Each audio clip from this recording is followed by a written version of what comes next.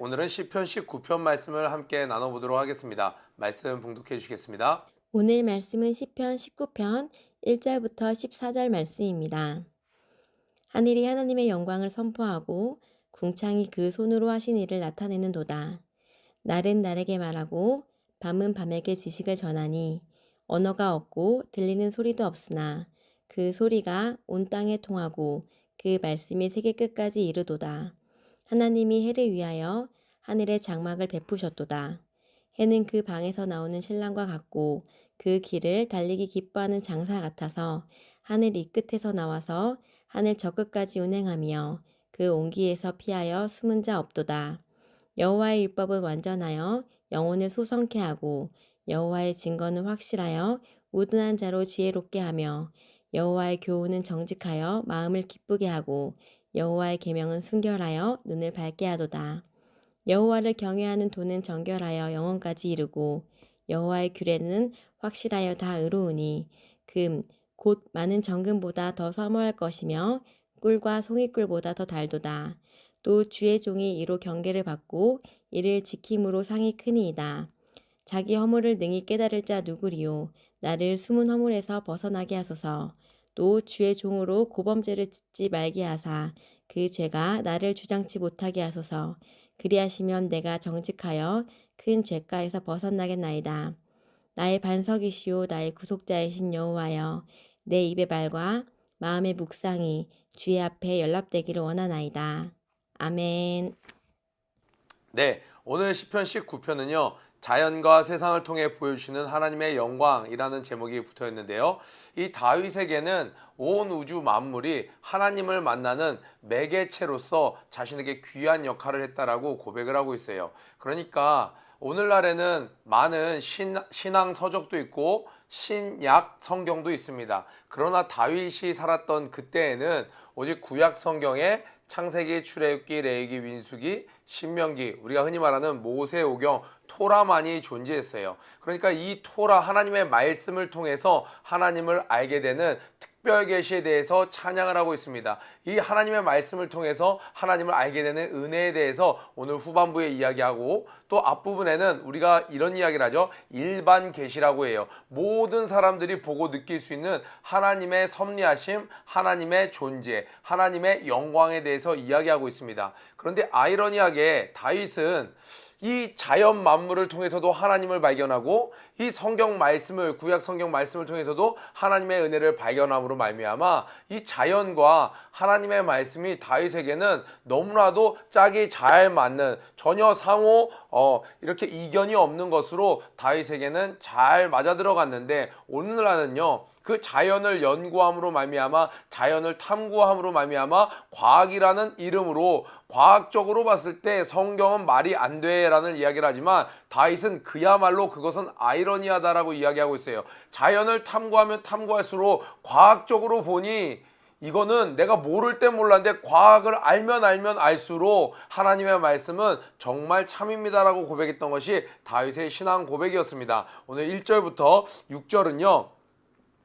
피조물은 하나님의 영광을 나타낸다라고 이야기하고 있어요. 우리 창세기 1장을 보면 태초에 하나님이 천지를 창조하시니라 이야기하시죠. 그리고 빛을 창조한 다음에 가장 먼저 했던 것이 하나님께서 이 궁창을 두고 위와 아래로 나누셨습니다. 그리고 하늘을 만드셨어요. 그리고 그 하늘을 채웠던 것 중에 단연 으뜸되는 것이 바로 태양이었습니다. 이러한 것들이 다윗이 봤을 때는 하나님의 영광을 나타내는 것들이라고 노래하고 있어요. 오늘은 굉장히 아름다운 시적인 표현들이 많이 나오고 있어요.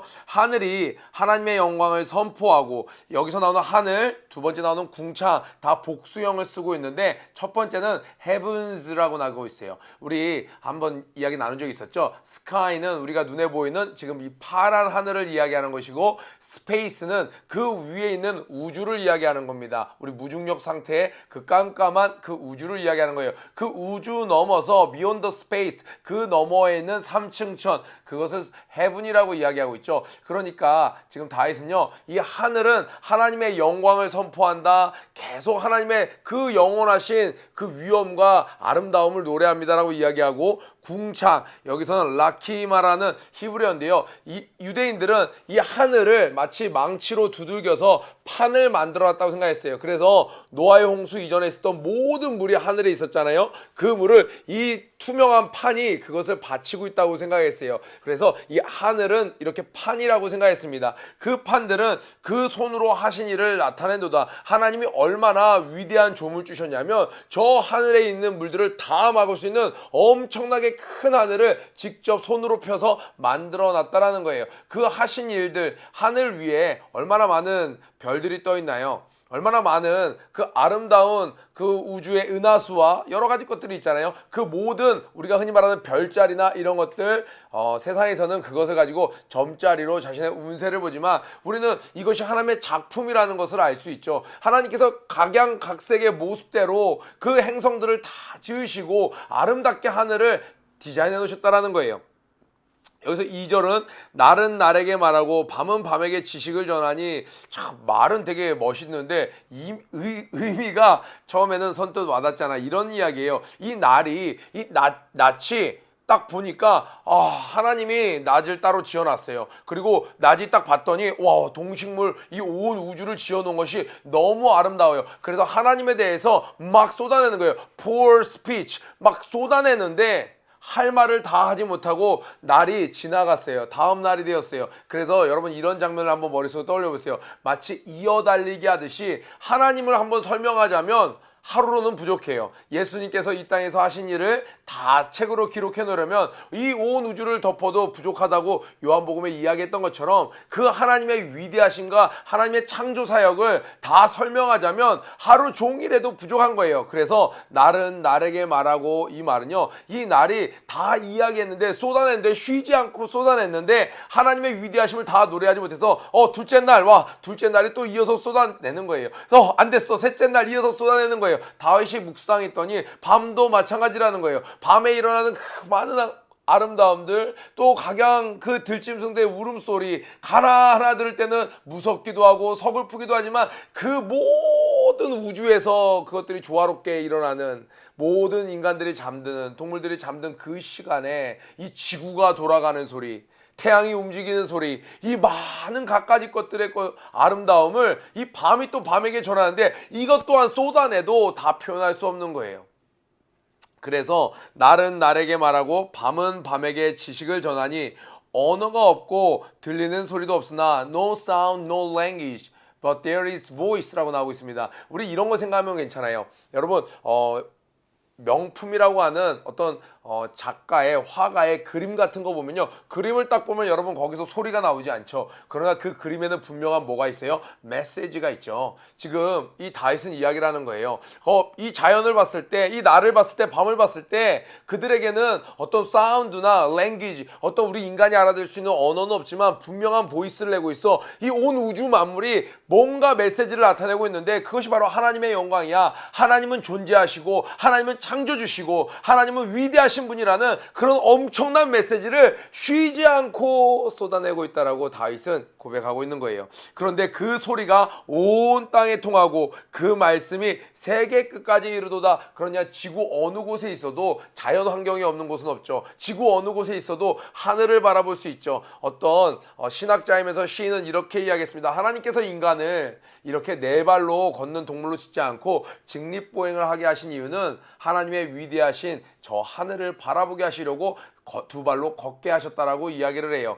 그러니까 다윗은요, 이 하나님의 위대하심이 자연 만물을 보면 볼수록 아름다운데 위대한데 이 자연 만물의 영향력이 온 땅에 다 미친다는 거예요. 그러면서 한 가지 또 위대한 피조물을 들어서 그것을 예를 들어 더 의미를 확장시킵니다. 거기에 뽑힌 것이 바로 태양이었어요. 태양이 이렇게 나옵니다. 하나님의 해를 위하여. 이 표현도 굉장히 아름답습니다. 영어 성경으로 보면 이렇게 나왔어요. 하나님께서 He has pitched the tent for the sun. 하나님께서 has pitching, 야 피칭 좀 잘해봐, 텐트 좀 짱짱하게 펴봐.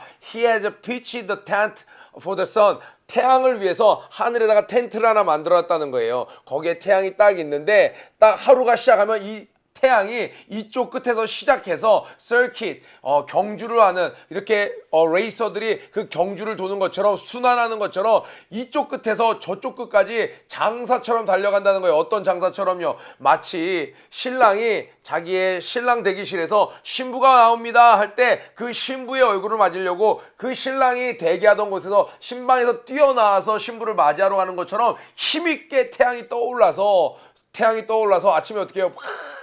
그 일출 얼마나 위험 있습니까? 또 이제 우리 1월 1일 되면 다 똑같은 태양인데 또 1월 1일 태양 또 새롭게 바라보죠. 태양이 떠서 그 매일 똑같은 그 순환한다는 거예요. 동에서 떠서 서로 쫙 순환 서킷을 돈다라는 거예요. 그런데 뭘 얘기하냐? 이 태양빛이, 이 태양의 따스함이 미치지 않는 곳이 없지 않느냐? 성경이 이렇게 이야기죠. 하늘 이 끝에 나와서 하늘 저 끝까지 운행하며 그 온기에서 피할 자가 없다라는 거예요. 이 태양의 영향력이 온 지구촌에 비치는 것처럼 하나님의 위대한 창조 섭리가 온 지구를, 온 우주를 덮고 있다라는 거예요. 그래서 다윗이 하는 말은 뭐예요? 하늘을 보면, 이 우주를 보면 하나님을 부인할 수 없을 텐데 하나님의 살아계심이 너무 놀랍지 않습니까? 그 하나님의 일반 계시를 찬양하고 있는 거예요. 노래하고 있는 거예요. 자, 7절부터 11절까지는요. 다윗이 이 하나님의 일반 계시, 이 자연을 볼 때도 너무 아름다운데 하나님이 특별히 자신은 어떤 하나님이라고 알려주시려고 인간에게 주신 것이 바로 성경이었습니다. 이 특별한 계시였던 하나님의 말씀이 얼마나 위대한지, 하나님의 말씀의 은혜가 얼마나 감사한지를 또 노래하고 있습니다. 그리고 마지막에 그 말씀의 은혜를 본인이 누리길 원합니다, 하나님 하면서 오늘 시편을 마무리합니다. 7절부터 우리 한번 하나님의 말씀은 다 하나님의 말씀인데 그 특징을 좀 더 부각시켜서 우리 농구 선수 하면 5명이 있지만 스몰 포워드, 파워 포워드, 센터, 뭐 포인트 가드, 슈팅 가드 다 그들의 강점에 따라서 그 호칭을 달리하는 것처럼 그러나 크게 보면 다 농구 선수인 거죠. 마찬가지로 지금 나오는 표현은 다 하나님의 말씀을 의미하는 단어예요. 그런데 다윗은 이 말씀들의 역할에 따라서 자신이 깨달은 것을 더 강력하게 표현하고자 다른 표현을 사용했어요. 여호와의 율법, 여호와의 증거, 여호와의 교훈, 여호와의 계명, 여호와를 경외하는 도. 이거는 마치 어떻게 보면 말씀을 표현한 것이 아닌 것 같지만 여호와를 경외하는 방법, 그러니까 말씀 안에서 하나님을 제대로 섬기는 방법을 알 수 있다라고 다윗은 이야기했기 때문에 이것 또한 말씀의 다른 표현으로 오늘은 표현하고 있습니다. 또 여호와의 규례 이렇게 이야기합니다. 하나하나 살펴보면요, 여호와의 율법은 완전합니다. 그래서 영혼을 소성케 하는 거예요. 다윗은요, 자기 심령이 상했을 때, 사람들이 떠나갈 때, 자신에게 원수가 불같이 일어날 때, 자기의 심령이 상할 때가 있었어요. 자기를 모욕스럽게 하고 수치스럽게 할 때, 여러분 이럴 때 있잖아요. 이 사람이 되게 같이 기뻐해 줄 줄 알았는데 그 사람이 되게 모욕스러운 말을 했을 때, 수치스러운 말을 했을 때 다윗이 바지가 벗겨지도록 춤을 췄습니다. 왜요? 법궤가, 하나님의 법궤가 이제 예루살렘 성에 들어왔기 때문에 정말 기뻐했어요. 그러면서 자신처럼 누구보다 기뻐해 줄 거라고 생각했던 사람이 자신의 아내였던 미갈이었습니다. 그런데 자신이 기대했던 것과는 달리 뭐라고 얘기했어요? 미갈이 이스라엘의 높은 자가 오늘 웃음꼴을 보였으니 그렇게나 좋습니까? 그렇게도 신났어요? 하면서 비꼬면서 다윗을 이야기했죠. 그럴 때 마음이 상하는 것이죠. 또 바세바를 통해서 낳은 아들을 하나님께 살려달라고 기도했지만 하나님께서 그를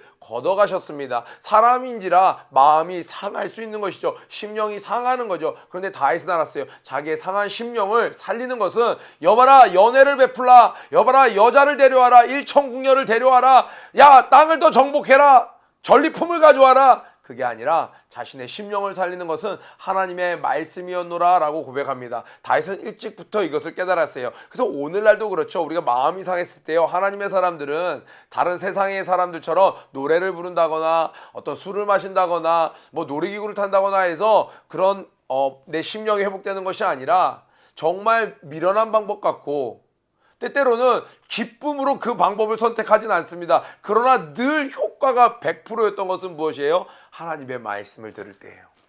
여러분도 한 번쯤은 그런 경험 있지 않나요? 이 새벽 기도 여러분 이 말씀 기쁨으로 들어오는 사람도 있지만 습관이 돼서 어쩌지 못해서 나 요즘에 지금 말씀 볼 상황 아니야. 그렇지만 어쩔 수 없이 선생님이 확인해서 아니면 자기 습관이 돼서 들어왔다가 생각지도 않은 은혜로 뭘 경험해요? 내 영혼이 회복되는 것을 경험하는 것이죠. 다윗은 이것을 이야기하고 있어요. 하나님의 이 말씀이 내 영혼을 소생시킵니다. 그리고 하나님의 증거는 확실하여 항상 효과가 있다는 거예요. 그래서 심플한 사람, 너무나도 단순한 사람을 와이즈맨으로 만든다고 성경은 이야기하고 있어요. 하나님의 말씀은 너무나도 그 상황에 대처하는 방법이 분명하기 때문에 야 나는 모르겠어, 야 이거 어떻게 해야 될지 모르겠어가 없는 거예요. 성경에서는 늘 길을 제시해 주기 때문에 심플한 사람, 너무나도 단순 무식한 사람을 와이즈하게 만들어준다라고 이야기하고 있습니다.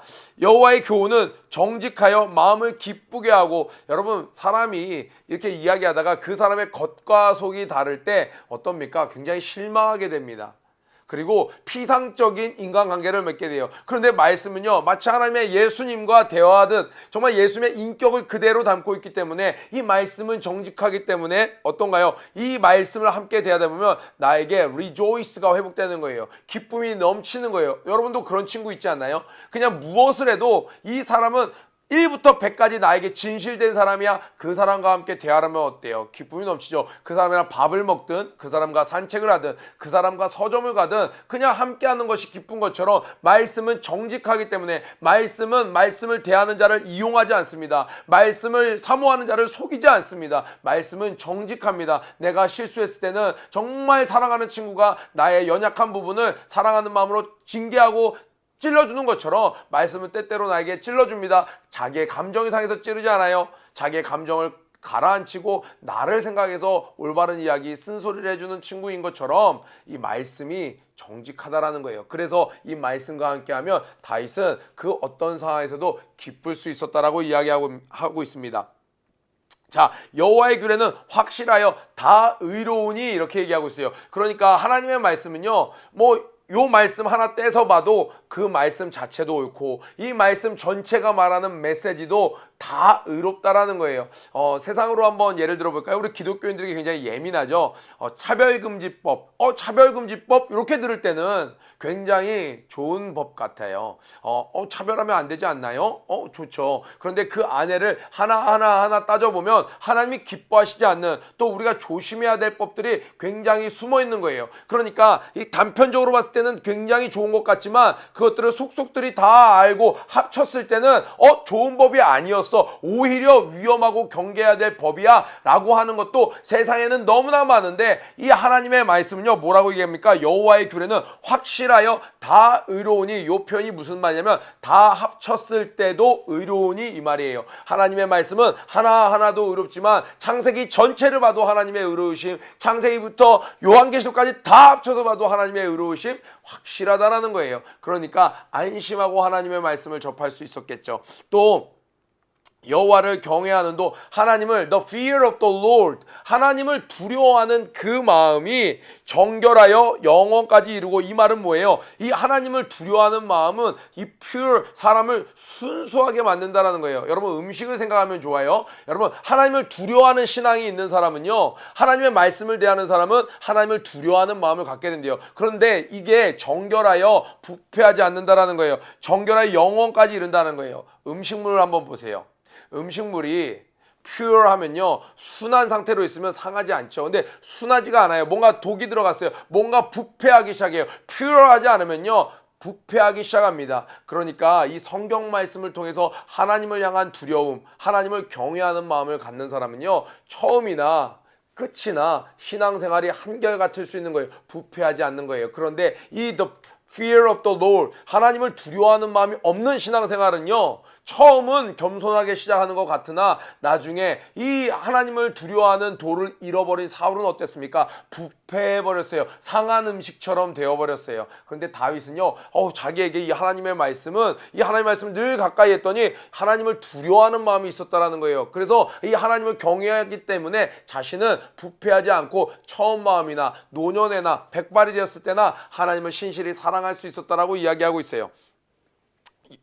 자, 이제 영혼까지 이루고 여호와의 규례는 확실하게 다 의로우니 순서가 바뀌었네요. 하나 위에 빼먹었네요. 여호와의 계명은 순결하여 하나님의 말씀은 radiant 하나님의 말씀이 빛이라는 거예요. 그래서 이 사람의 이 블라인드한 눈을 밝혀준다는 거예요. 주의 말씀은 내 발의 등이요 내 길의 빛이니이다 말씀하셨던 것처럼 하나님의 말씀을 함께하면 하나님의 말씀과 동행하면 하나님의 말씀을 내 마음에 품으면 앞날을 알 수 없었던 우리가 당장 다음 달에 어떻게 살 거, 더 나아가서 1년 뒤에 어떻게 살 거, 아니 더 나아가서 나중에 집 살 거, 이렇게 세상살이 정도에서 끝나는 것이 아니라 내 죽음 이후에 본향을 바라볼 수 있는 내 시야가 밝아진다라고 이야기하고 있습니다.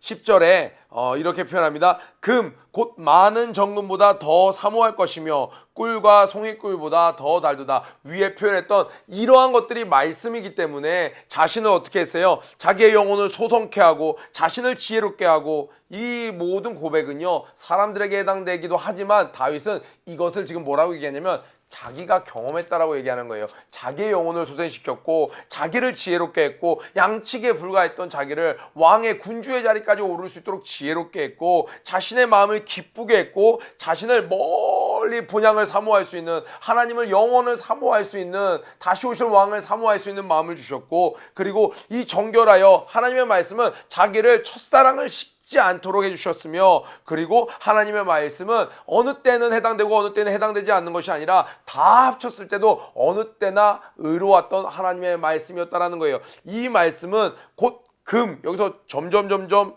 비교법이 나오죠. 금보다 귀한데 어떤 금보다요? 정금보다 귀하다라는 거예요. 그런데 어떤 것보다 귀하냐 말씀이 금 많은 정금보다도 귀하다라고 얘기했어요. 꿀보다도 귀하대요. 꿀보다도 달대요. 그런데 어느 많은 꿀송이보다도 더 달달하고 자신이 표현할 수 있는 점층법으로 최상의 표현을 하고 있어요. 하나님의 말씀은 금보다도 귀하고 그냥 금 말고요. 순금이요. 그냥 순금 말고 많은 순금보다도 귀해요.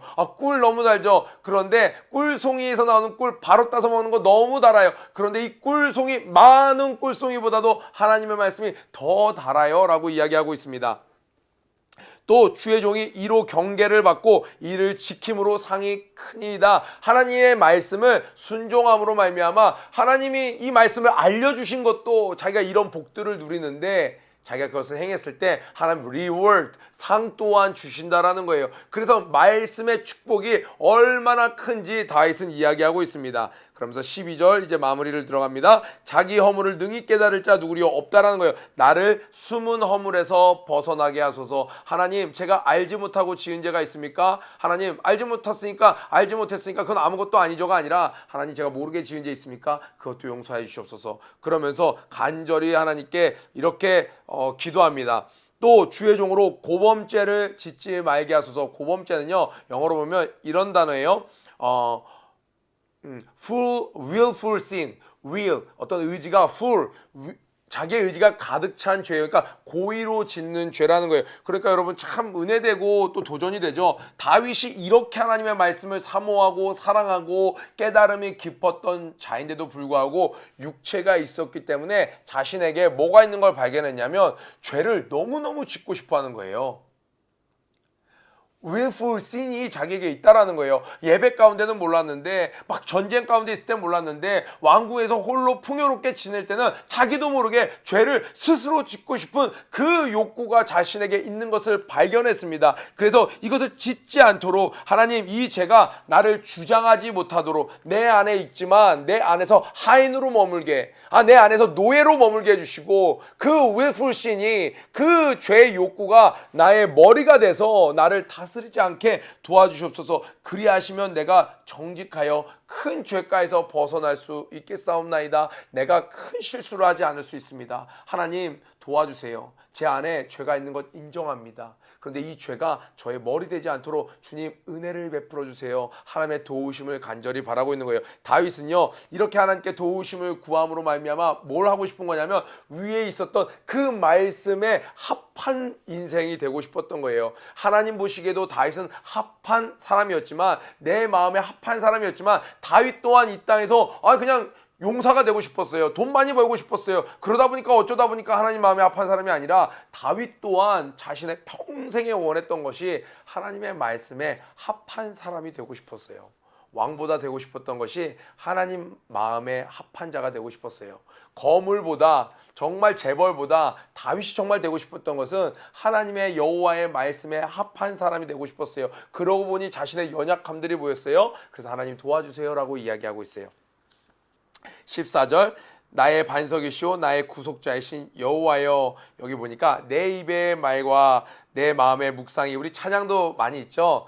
내 입술의 말과 나의 마음의 묵상이 주께 연락되기 원하네. 그 찬양이 바로 여기서 나왔습니다. 지금 다윗은 These my meditation and my thinking이라고 이야기해요. 지금 오늘 1절부터 13절까지 하나님, 제가 이렇게 고백하고 마음으로 묵상하면서 이 깨달았던 것들이 하나님 보시기에 합하신가요? 이 묵상과 저의 이 고백을 주님 받아주세요 라고 이야기하고 있어요. 자기가 잘나서 깨달은 것도 아니고 하나님을 너무 사랑해서 이 자연을 보고, 야, 하나님이 계시는 것을 이렇게 자연이 매일매일 쏟아내고 있네. 말씀 가운데 하나님의 은혜가 넘쳐나네. 이 크신 하나님 앞에서 자기는 하나님 마음에 쏙 드는 사람이 되고 싶은데, 하나님 저 연약해요. 하나님 도와주세요. 그러면서 하나님 제가 오늘 묵상한 거, 마치 일기를 마무리하듯이 하나님 오늘 제가 묵상한 거, 제 생각, 제 말, 고백이 하나님 마음에 합한가요? 저의 묵상을 받아주세요 하면서 오늘 시편을 마무리하고 있습니다.